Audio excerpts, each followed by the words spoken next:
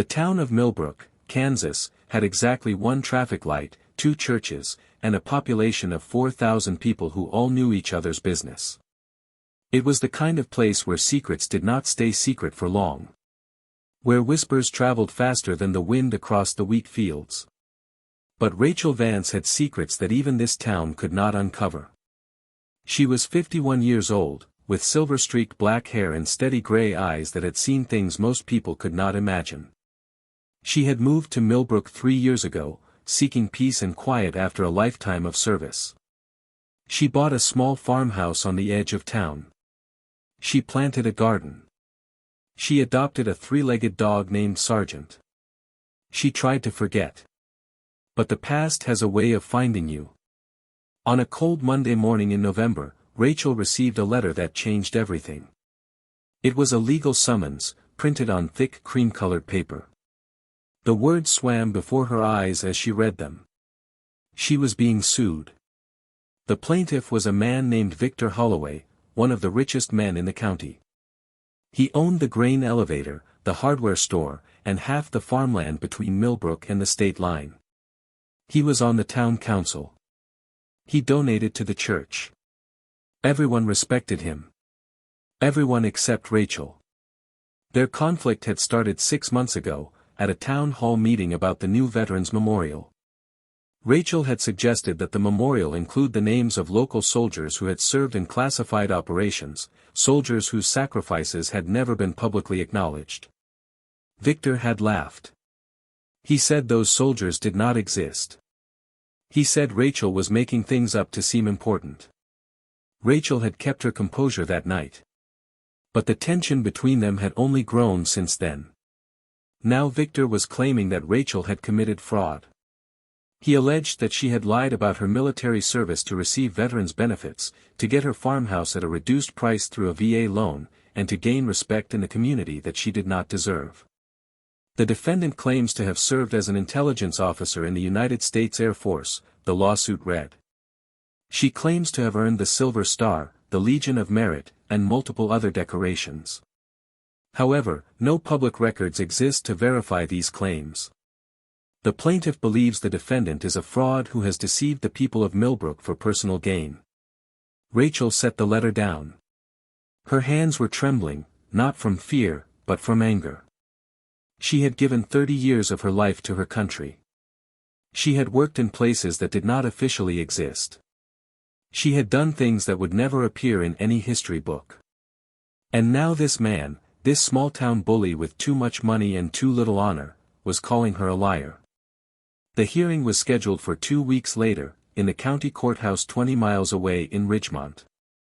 Rachel drove there alone, wearing her old dress uniform. It still fit perfectly. The medals on her chest gleamed in the winter sunlight. The courthouse was a red brick building with white columns and an American flag flying out front. Inside, the hallways smelled of old wood and floor polish. Rachel found the courtroom on the 2nd floor and took her seat at the defendant's table. Her lawyer was a man named Thomas Greenfield.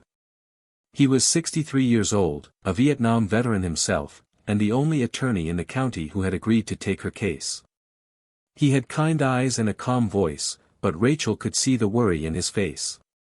The judge assigned to this case is Harold Brennan, Thomas said quietly. He's been on the bench for 15 years. He's traditional. What does that mean? Rachel asked. Thomas hesitated.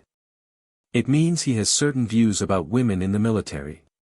And he's a close friend of Victor Holloway. Rachel's jaw tightened.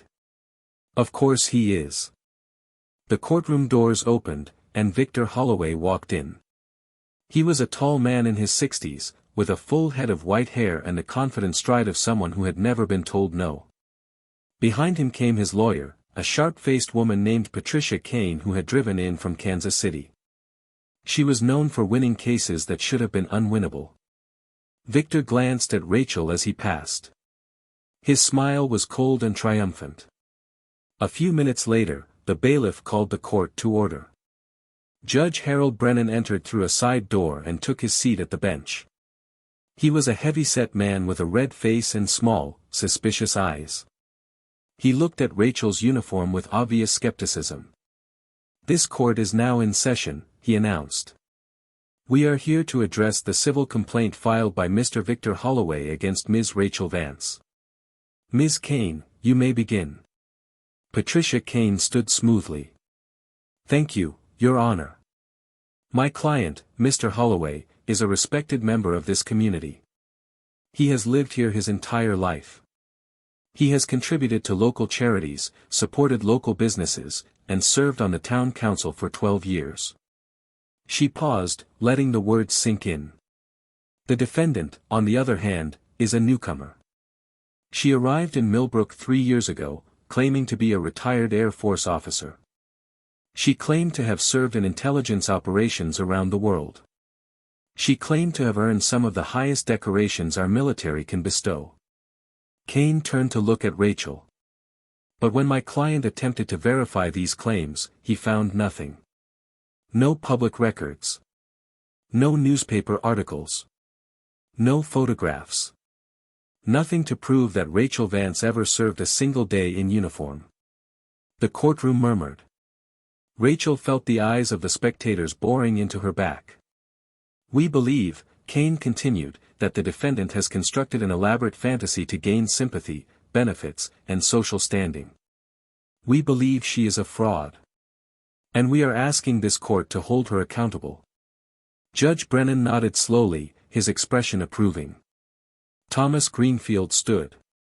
"Your Honor, my client has served this country with distinction for 30 years. The reason her records are not publicly available is because much of her work was classified.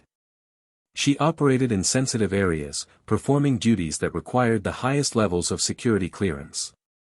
Kane laughed softly. "Convenient, isn't it? Every time we ask for proof, we're told it's classified. How long are we supposed to accept that excuse?" "It's not an excuse," Thomas said firmly. "It's the truth." Judge Brennan raised a hand. "Mr. Greenfield, I've heard a lot of excuses in my courtroom over the years. But I've never heard anyone claim that their entire career is a secret. If your client cannot provide documentation of her service, I'm afraid I'll have to take Mr. Holloway's concerns very seriously." Rachel felt her stomach drop. The hearing continued, and with each passing minute, Rachel's hope faded. Patricia Kane called witness after witness, townspeople who testified that they had never seen Rachel's military records. A VA official who admitted that parts of her file were inaccessible even to him. A historian who said that her claimed decorations were extremely rare and almost never awarded to women.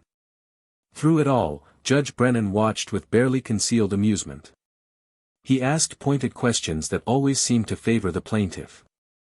He interrupted Thomas Greenfield repeatedly. And he looked at Rachel's medals like they were cheap costume jewelry. Finally, it was Rachel's turn to testify. She took the witness stand and placed her hand on the Bible.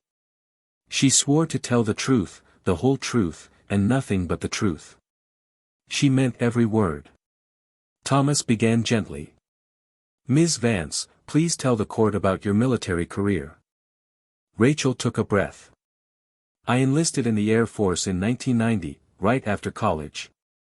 I trained as an intelligence officer and was eventually assigned to special operations units. Over the next 30 years, I served in various locations around the world." "And your decorations?" Rachel touched the medals on her chest. The Silver Star was awarded for actions during an operation in 1998. "I can't discuss the details. The Legion of Merit was for overall service. The others are campaign medals and commendations from different deployments."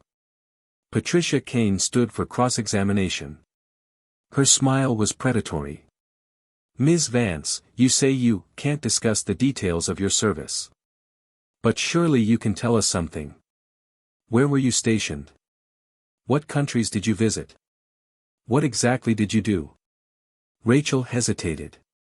"I was stationed at several locations in the United States and overseas. I can't name specific countries or operations." "Because they're classified?" "Yes." "How convenient." Kane walked slowly in front of the witness stand.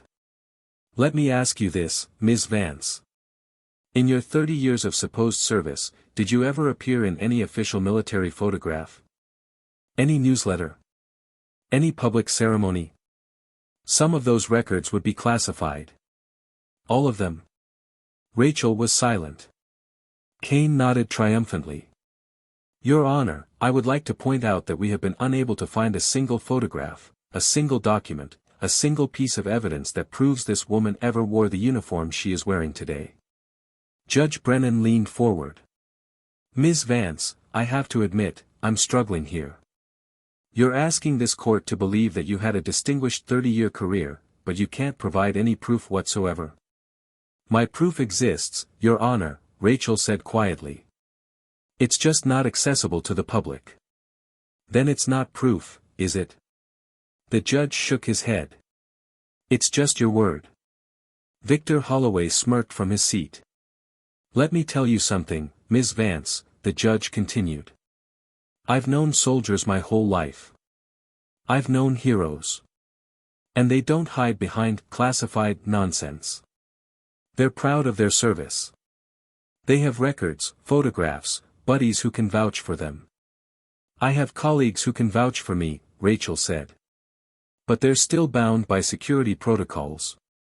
Enough. Judge Brennan waved his hand dismissively. I've heard enough about protocols and classifications. What I see is a woman who bought a house with a VA loan she may not have deserved. A woman who wears medals she may not have earned. A woman who has been lying to the good people of Millbrook. Rachel's hands gripped the arms of the witness chair.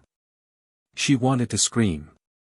She wanted to tell him about the nights she had spent in hostile territory, gathering intelligence that saved American lives. She wanted to tell him about the friends she had buried, the missions that had nearly killed her, the scars that still ached on cold mornings. But she could not. The secrets she carried were not hers to share. Your Honor, Thomas tried again, I would ask for a brief recess. My client has contacts in Washington who might be able to provide. We've been at this for 2 hours, Mr. Greenfield. I don't need contacts in Washington. I need evidence. And your client has none. The judge looked at his watch. We'll break for lunch. When we return, I expect closing arguments. And I warn you, Mr. Greenfield, unless something dramatic changes, I know exactly how I'm going to rule. The gavel came down. During the lunch break, Rachel sat alone in a small conference room. Thomas had gone to make phone calls, but she could tell he was losing hope. She stared at the wall, remembering a different time. A different place. It had been 15 years ago, in a country she could not name. She had been leading a small team on a reconnaissance mission. Their job was to locate a high-value target, a man responsible for planning attacks that had killed dozens of American soldiers.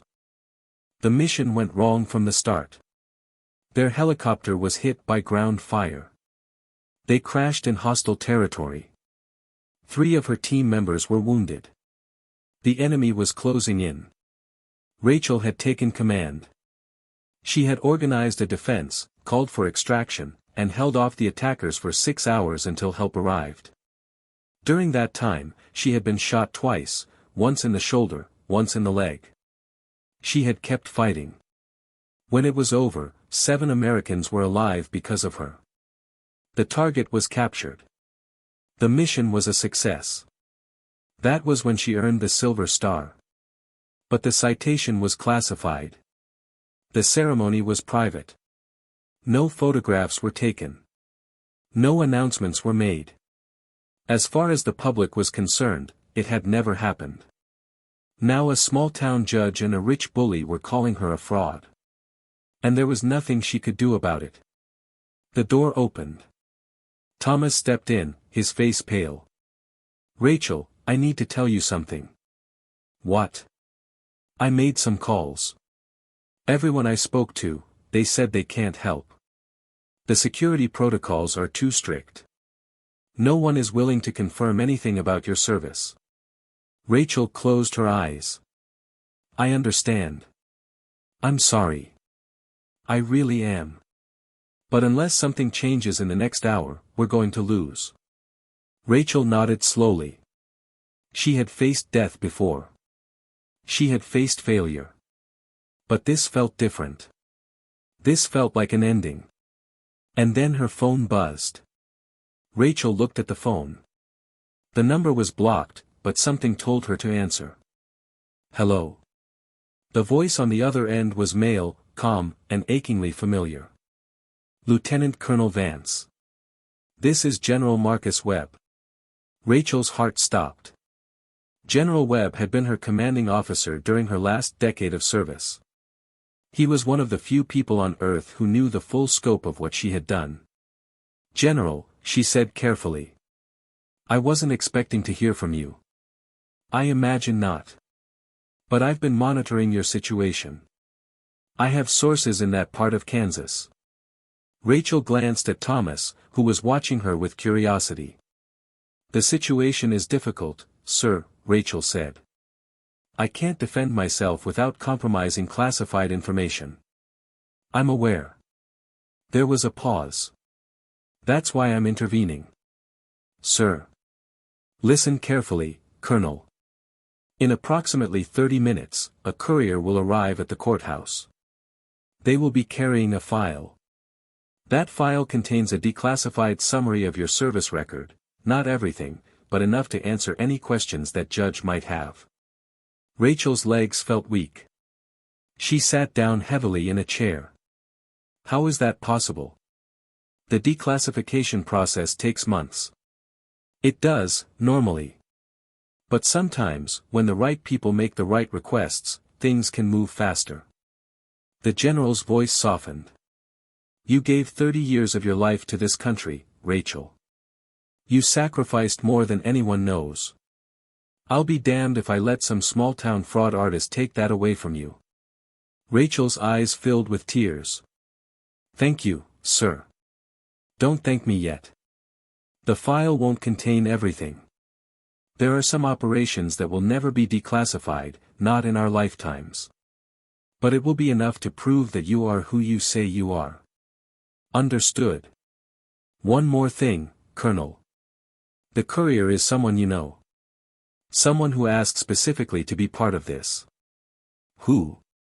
You'll see. Good luck, Rachel. You've earned it. The line went dead. Rachel and Thomas returned to the courtroom at 1 o'clock. Victor Holloway was already there, chatting comfortably with Judge Brennan near the bench. They both laughed at something. Rachel wondered what it was. All rise, the bailiff announced. Everyone took their seats. The judge looked refreshed and confident. Mr. Greenfield, are you ready to make your closing argument? Thomas stood slowly. Your Honor, I would ask for a brief delay. We are expecting some additional evidence. Patricia Kane rolled her eyes. Your Honor, we've been more than patient. The defendant has had ample opportunity to produce evidence. She has failed to do so. I'm inclined to agree, Judge Brennan said. Mr. Greenfield, unless your evidence walks through that door in the next 60 seconds, I'm going to proceed to. The courtroom doors opened. Every head turned. A woman walked in. She was in her mid-30s, wearing an army dress uniform with the insignia of a captain. She carried a leather briefcase in one hand. Her face was calm and professional. Behind her came a man in a dark suit. He had the look of someone who worked in places that did not officially exist. Who are you? Judge Brennan demanded. The woman approached the bench. Captain Elise Mercer, Your Honor. I'm a courier from the Department of Defense. I have been instructed to deliver this document to the court. She opened the briefcase and removed a thick manila envelope marked with red classified stamps. Several of the stamps had been crossed out, replaced with the word declassified in bold black letters. What is this? The judge asked suspiciously. This is a summary of Lieutenant Colonel Rachel Vance's service record, Captain Mercer said. It has been declassified by order of the Secretary of Defense, specifically for use in these proceedings. Patricia Kane stood. Your Honor, this is highly irregular. We have no way of verifying. The document has been verified by the Pentagon, the man in the dark suit interrupted. I am Agent Cooper, Defense Intelligence Agency. I am here to confirm its authenticity.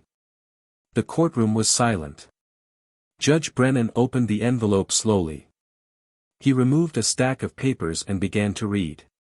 His face changed as his eyes moved down the page. The skepticism faded. The amusement disappeared. Something else took its place. Fear. Your Honor. Patricia Kane prompted. What does it say? The judge did not answer immediately. He kept reading, turning page after page. His hands were trembling slightly. Finally, he looked up at Rachel. His voice was barely a whisper. You did all this? Rachel said nothing. Judge Brennan set the papers down on his desk and removed his glasses. He rubbed his eyes slowly, as if trying to process what he had just read.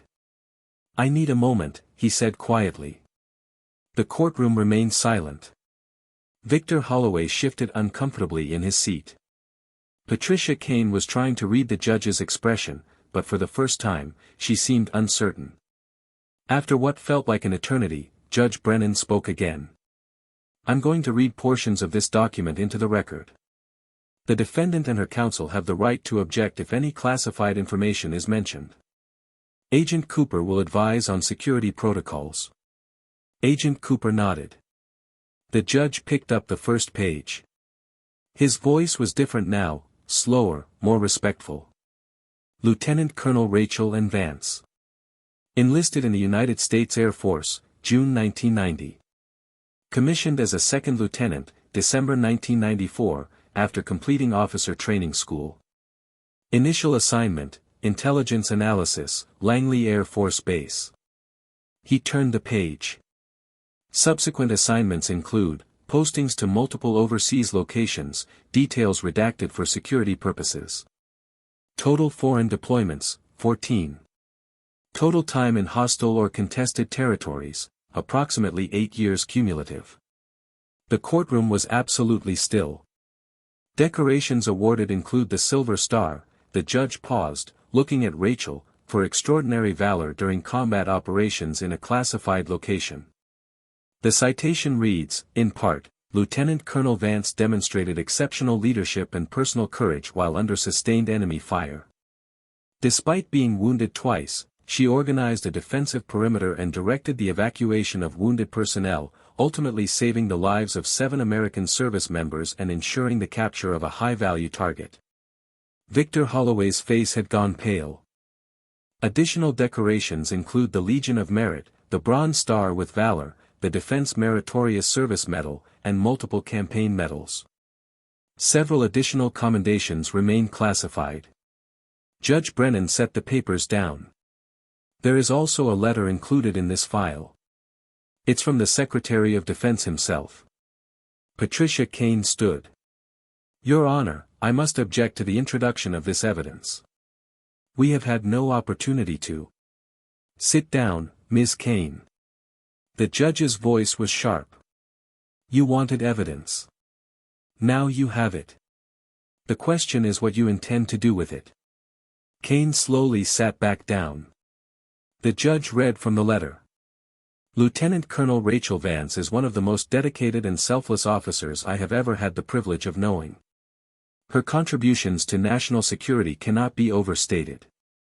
The details of her service remain classified for reasons of ongoing operational security, but I can personally attest to her integrity, her courage, and her unwavering commitment to the United States of America. Any suggestion that her service was fabricated is not only false but deeply offensive to the men and women who served alongside her, many of whom owe their lives to her actions. The judge set the letter down. The letter is signed by the Secretary of Defense and countersigned by 2 four-star generals. Victor Holloway stood abruptly. This is absurd. Anyone can forge documents. Anyone can. Mr. Holloway. The judge's voice was ice. Sit down and be quiet. Victor stood frozen for a moment, then slowly sank back into his chair. Judge Brennan turned to Rachel. His expression was complicated, a mixture of shame, respect, and something that might have been awe. Lieutenant Colonel Vance. I owe you an apology. Rachel remained silent. Earlier today, I questioned your service. I questioned your medals. I implied that you were a fraud. The judge shook his head slowly. I was wrong. I was very, very wrong. He looked at the file again. According to this document, you spent 3 decades in some of the most dangerous places on Earth. You conducted operations that prevented terrorist attacks, rescued hostages, and gathered intelligence that saved countless lives. And you did all of this in silence, without recognition, without thanks. Rachel finally spoke. Her voice was quiet but steady. I didn't do it for recognition, Your Honor. I did it because it needed to be done. The judge nodded slowly. He picked up his gavel, then set it down again without using it. Ms. Kane, Mr. Holloway. I am dismissing this lawsuit with prejudice. That means you cannot refile it. Ever. Patricia Kane opened her mouth to protest, but the judge cut her off. Furthermore, I am referring this matter to the State Bar Association for review. Filing a frivolous lawsuit against a decorated veteran based on nothing but spite and speculation may constitute professional misconduct. Kane's face went white. The judge turned to Victor Holloway. As for you, Mr. Holloway. I've known you for 20 years. I considered you a friend. I trusted your judgment. He paused. That trust was misplaced. You came into my courtroom and asked me to humiliate an American hero. You did it because she disagreed with you at a town meeting. You did it because you couldn't stand to be challenged by a woman who had accomplished more in 1 year than you have in your entire life. Victor's mouth opened and closed, but no words came out. I want you out of my courtroom, the judge said. Now. The courthouse steps were cold in the afternoon light. Rachel stood at the top, breathing in the crisp November air. It felt different now. Cleaner. Freer. Thomas Greenfield stood beside her, shaking his head in disbelief. In 40 years of practicing law, I have never seen anything like that. Rachel smiled faintly. Neither have I. The Secretary of Defense. 4-star generals. A personal courier from the Pentagon. Thomas laughed. Rachel, who exactly are you? Just a retired officer who wanted to grow tomatoes in peace. Well, I think you'll get your peace now. Victor Holloway won't be bothering anyone for a long time. Rachel watched as Victor and his lawyer hurried to their cars, refusing to make eye contact with anyone. The spectators from the courtroom had gathered in small groups, whispering and pointing. By nightfall, the whole county would know what had happened. Captain Elise Mercer approached them. She saluted crisply. Lieutenant Colonel Vance. It was an honor to meet you. Rachel returned the salute. Thank you, Captain. And thank you for delivering that file. It meant everything. I volunteered for this assignment, ma'am. When I heard what was happening, I couldn't stay away. Rachel studied the young woman's face. Have we met before? Captain Mercer smiled. Not directly, ma'am. But you saved my father's life in 2008. Sergeant Michael Mercer. He was one of the 7 soldiers you evacuated during Operation Nightfall. Rachel's breath caught in her throat. She remembered that night, the darkness, the gunfire, the desperate scramble to get everyone to the extraction point. Your father, is he? He's alive and well. Retired now, living in Florida. He talks about you all the time. Calls you the angel of nightfall. Rachel's eyes filled with tears. She had never known what happened to the soldiers she saved. Security protocols prevented any follow-up. She had always wondered. He asked me to give you something. Captain Mercer reached into her pocket and pulled out a small object. It was a challenge coin, worn from years of handling. On one side was the insignia of the unit they had served with. On the other was an inscription. To the angel who brought me home. Rachel held the coin tightly, unable to speak. He said you'd understand, Captain Mercer said softly. The drive back to Millbrook took an hour. Rachel took the long way, through the back roads, watching the wheat fields roll past under the fading sun. Sergeant, her three-legged dog, was waiting on the porch when she arrived, tail wagging frantically. She sat on the porch swing, the challenge coin still in her hand. The events of the day felt like a dream. The mockery, the doubt, the triumphant arrival of the file, all of it seemed unreal now. Her phone buzzed. A text from an unknown number. Welcome back to the land of the living, Angel. M. Mercer. She smiled and typed back. Thank you for remembering. 3 weeks later, the town of Millbrook held its annual Veterans Day ceremony. It was a small affair, held in the park beside the old war memorial. A few dozen people gathered in the cold morning air, their breath visible in white puffs. Rachel had not planned to attend. She preferred to honor her fallen friends in private, in her own way. But the mayor had called personally and asked her to be the guest of honor. After everything that had happened, she could not refuse. She sat in the front row, wearing her dress uniform. The medals gleamed on her chest. For the first time in years, she did not feel ashamed to wear them in public. The ceremony was simple. The mayor gave a short speech. A local minister offered a prayer. A high school student played taps on a battered trumpet. And then it was Rachel's turn. She walked to the podium slowly, looking out at the crowd. She saw Thomas Greenfield near the back, smiling proudly. She saw Captain Mercer, who had driven in from Kansas City for the event. She saw townspeople who had once looked at her with suspicion, now watching with respect. I spent 30 years serving this country, Rachel began. Most of that time, I couldn't talk about what I did. I couldn't explain where I went or why I was gone. I just had to trust that someday, people would understand. She paused, gathering her thoughts. A few weeks ago, I almost lost everything. A man in this town tried to take away my reputation, my dignity, my identity as a soldier. He called me a fraud. A liar. A fake. The crowd was silent. But he was wrong. And today, I want to share something with all of you. Not about myself, about the people I served with. The ones who didn't come home. The ones whose names will never appear on any memorial, whose sacrifices will never be publicly acknowledged. She reached into her pocket and pulled out a folded piece of paper. I can't tell you their names. I can't tell you where they died or what they were doing. But I can tell you this, they were heroes. Every single one of them. And I carry their memory with me every day. She unfolded the paper. It contained a list of numbers, no names, just numbers. 17, she said quietly. That's how many friends I lost in 30 years. 17 people who gave everything so that the rest of us could live in peace. She folded the paper and put it back in her pocket. So today, when you honor veterans, remember that some of us served in silence. Some of us fought battles that will never be recorded. Some of us carry wounds that no one can see.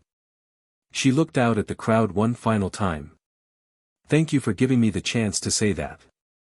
And thank you for believing in me when the truth finally came to light. She stepped away from the podium. The crowd rose to their feet and applauded. That evening, Rachel sat on her porch again, watching the stars come out. Sergeant lay at her feet, snoring softly. The challenge coin from Michael Mercer sat on the railing beside her. For 30 years, she had lived in shadows. She had done her duty without recognition, without reward, without the simple satisfaction of being thanked. But now, finally, she was home. Not just in Millbrook, but in her own heart. The battle was over. The truth had been told. And Lieutenant Colonel Rachel Vance, the angel of nightfall, could finally rest.